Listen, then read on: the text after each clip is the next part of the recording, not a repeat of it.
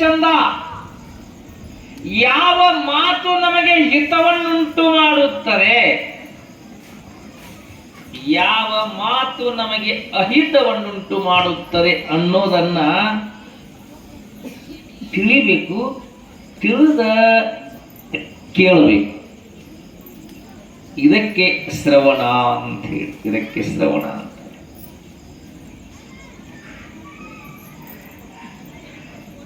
ಈ ಊರಾಗ ಹೆಂಗ್ ಮಾಡ್ತಾರ ಗೊತ್ತಿಲ್ಲ, ತಮ್ಮ ಮನೆ ಊಟ ಮಾಡಿ ಮಂದಿ ಕಟ್ಟಿ ಮ್ಯಾಗ ಬಂದು ಕುಂತು ಊರು ಸುದ್ದಿ ಎಲ್ಲ ಮಾತಾಡ್ತಿರ್ತಾರೆ.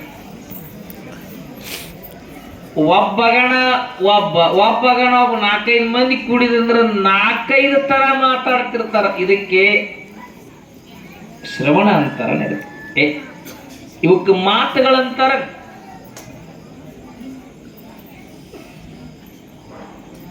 ಮಾತು ಮೌಲ್ಯಯುತವಾಗಿರಬೇಕು.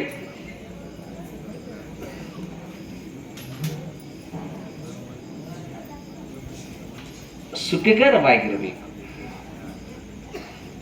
ಅಂದ್ರೆ ಮಾತಿನಿಂದ ಕೂಡ ಪಾಪ ಆಗ್ತದೆ. ಪಾಪ ಮಾತಿನಿಂದ ಪಾಪ ಆಗುತ್ತದೆ, ಮನಸ್ಸಿನಿಂದ ಪಾಪ ಆಗುತ್ತದೆ, ಈ ದೇಹದಿಂದನೂ ಪಾಪ ಆಗ್ತದೆ. ಇಲ್ಲದವರು ಸುದ್ದಿಯನ್ನು ನಾವು ಮಾತಾಡ್ಕೊಂತ ಕುಂತೀವಿ ಅಂತಂದ್ರೆ ಪಾಪ. ನಿಂದಿಸಿದಾಗಲೇ ಬಂದಿರುವುದು ಬಹು ಪಾಪ ಅಂತ. ಆಡ್ಕೊಳ್ಳೋದಂದ್ರೆ ನಿಂದೆ ಅದು. ಇಲ್ಲದವರು ಸುದ್ದಿ ಮಾತಾಡುದು ಯಾರು ಬಿಡ್ತಾರಂತೀರಿ ನೀವು? ಈ ಜಗತ್ತಿನೊಳಗೆ ಮಾತಾಡುದು ಯಾರು ಬಿಡ್ತಾರೆ?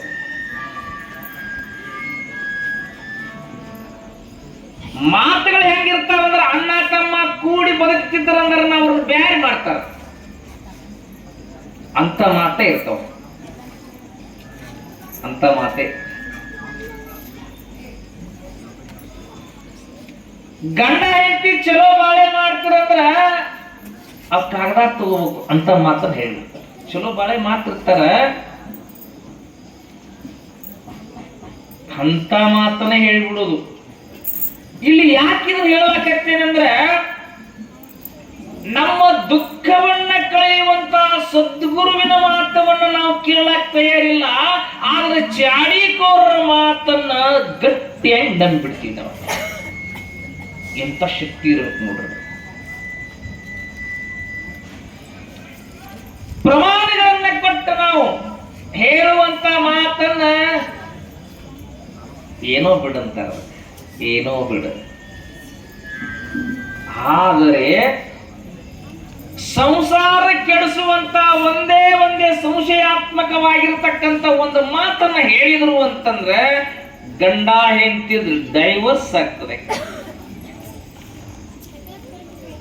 ಒಡಿಗಲ್ಲಿ ಹಚ್ಚೋದಿಲ್ಲ. ಆ ಮಾತಿನಲ್ಲಿ ಅಂತ ಶಕ್ತಿ ಇರ್ತದೆ, ಶಕ್ತಿ ಇರ್ತದೆ.